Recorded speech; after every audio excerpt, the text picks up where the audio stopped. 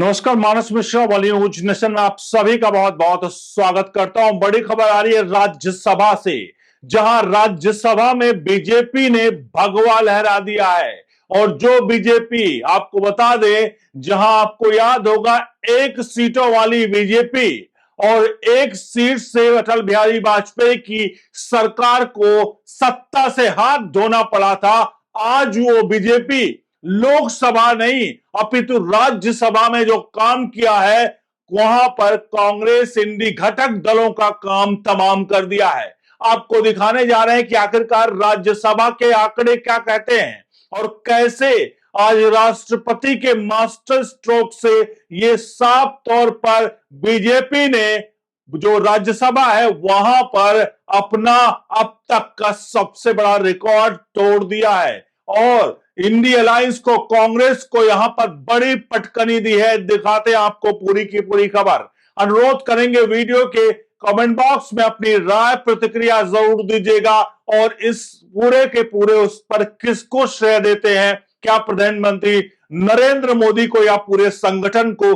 आपकी राय और प्रतिक्रिया कमेंट बॉक्स में जरूर आनी चाहिए। बढ़ते हैं खबर की तरफ। क्या है पूरा का पूरा मामला और कैसे ये आखिरकार आंकड़ा जो है, जो राज्यसभा सीट जो है कुल मिलाकर 245 है। जी हां, राज्यसभा में सीटों का आंकड़ा बात करें तो जिस तरह से लोकसभा में कुल सीटों की संख्या 543 है, यानी 543 है, उसी प्रकार से राज्यसभा में कुल सीटों की जो संख्या है वो 245 है। इस 245 में अगर किसी पार्टी को पूर्ण बहुमत चाहिए, किसी घटक दल को पूर्ण बहुमत चाहिए, तो उसके लिए उसको 119 यानी 119 का जो अंक है उसको क्रॉस करना पड़ेगा।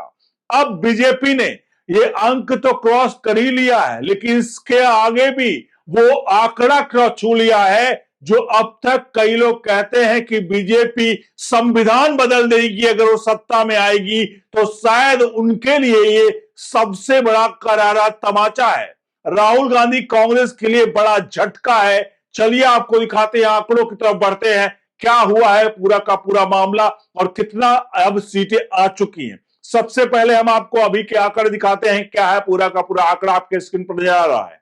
देखिए, कुल 245 सीटों में आपके सामने नजर आ रहा है, जिसमें एनडीए के पास इस वक्त कुल सीटों की संख्या जो थी अब तक ये सीटों की संख्या है ये 129 थी, यानी 119 बहुमत का आंकड़ा था। ये 129 ऑलरेडी पहुंच चुका था 245 में, लेकिन अभी भी आज भी बड़ा मास्टर स्ट्रोक मारा है। वो आगे बढ़ाएंगे, पहले दिखाते हैं आपको कि भाजपा ने ये आंकड़ा जो है वो कैसे और कहां से हासिल किया है। आपके सामने भाजपा के 99 सांसद हैं, अन्ना द्रमुक के 4 सांसद हैं, जेडीयू के 4 सांसद हैं, राकांपा के 3, तेदेपे का 2, जेडीएस के 1, एचएसएस के 1, रालोद का 1 है, आरएलएम का 1 है, यहां पर अगप का 1 है, टीएमसी यम का 1 है, एनपीपी का जो है 1 है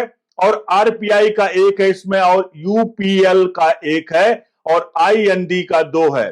तो इसमें कुल मिलाकर एनओएम का जिसमें है वो 6 यहां पर सांसद हैं। तो कुल मिलाकर ये आंकड़े 129 के पहुंचते हैं। ये तो रहा बीजेपी के सीटों का, नहीं एनडीए के घटक दलों का अब तक का ये आंकड़ा है। अभी आंकड़े बढ़े, उन आंकड़ों को आगे दिखाएंगे कि आंकड़े कौन सा बढ़े। लेकिन अब चलते हैं इंडिया अलायंस की तरफ। जो इंडिया अलायंस की संख्या कितनी है इस वक्त राज्यसभा में और बीजेपी ने क्या कमाल दिखाया उसको भी दिखाएंगे। आपके सामने स्क्रीन पर नजर आ रहा दूसरा चार्ट है कांग्रेस का, यानी इंडिया अलायंस का।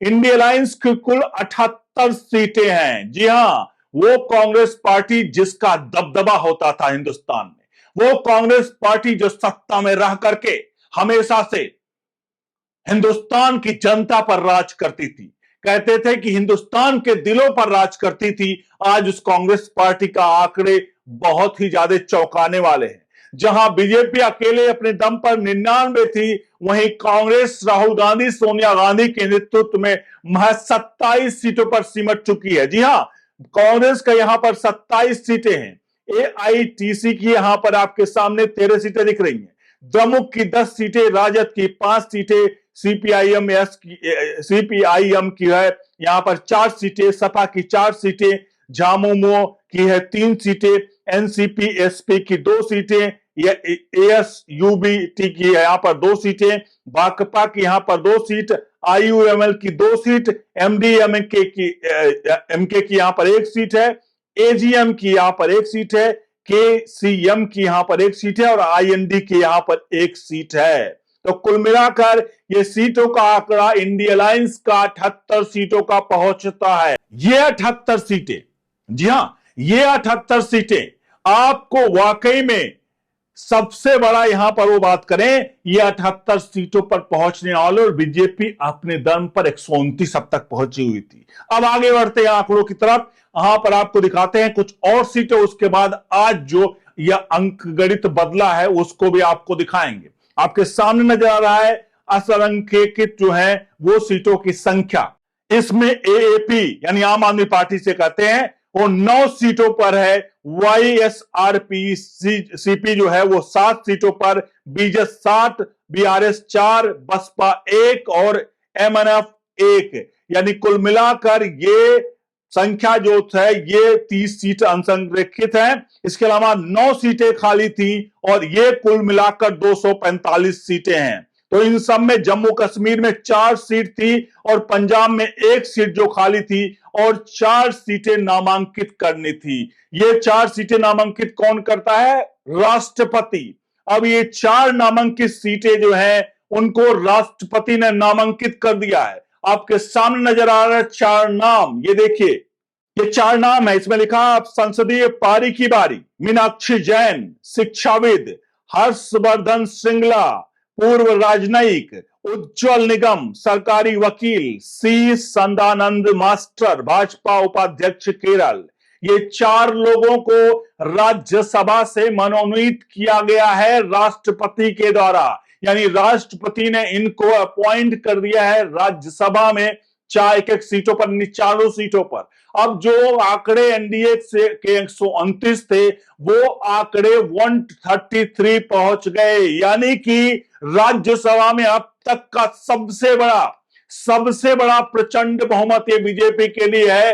और जो लोग कहते थे कि जब बीजेपी सत्ता में आएगी तो यहां पर जो पूरी तरह से संविधान बदल देगी, लेकिन लोकसभा में भी पूर्ण बहुमत, राज्यसभा में तो प्रचंड बहुमत, लेकिन कहीं भी आपको लग रहा है कि संविधान बदला जा रहा है। कईयों लोग इस पे सवालिया निशान खड़े करते हैं। अब आपसे अनुरोध है इस वीडियो को जितना हो सके अपने हित मित्रों तक पहुंचा दीजिए, वीडियो को लाइक शेयर जरूर करिए और जितना हो सके आपको बता दें, कम से कम अपनी राय प्रतिक्रिया दीजिए। जो लोग संविधान बदलने की बात कर रहे थे कि बीजेपी संविधान बदल देगी, क्या संविधान बदला गया? बने रहे न्यूज नेशन के साथ। बहुत बहुत धन्यवाद।